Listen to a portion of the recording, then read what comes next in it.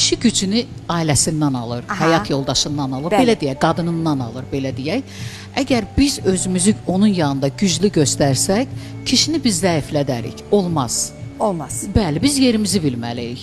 Kişi kürəkdir, arxadır. Biz qadınlar belə deyək, yerimizi bilməliyik. Bir addım kişidən arxada demirəm, getməliyik, yox. Yəni, hər bir hərəkətimizdə bir addım arxada olmalıyıq. Bəli, oğlan hazır olmalıdır. Axı, o gətirdiyi qız da hansısa bir evdən gəlir.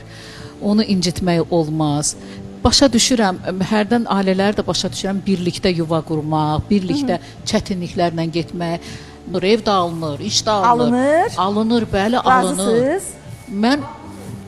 Mən belə görmüşəm, özümüz hər şeyi İkiniz qurmusunuz. Bəli, ikimiz olmuşuq.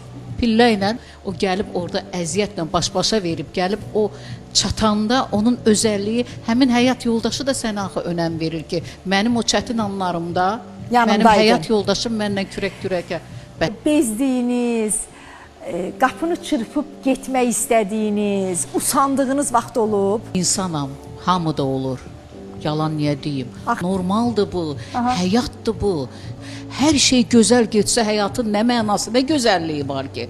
Çətinlik görəndə? Bəsnə, ona belə deyək, yiyə duranda, ona çatanda, əl çatmazlığa çatanda o gözəlliyi görürsən. O ləzzəti zövq ala bilirsən. O həmin həyat yoldaşına hürmət eləyirsin. Məni hara çatdırdı? Məhz mənim həyat yoldaşım eləyib buna. Bəs əlbəttə ki, budur. Ailə mənim üçün budur.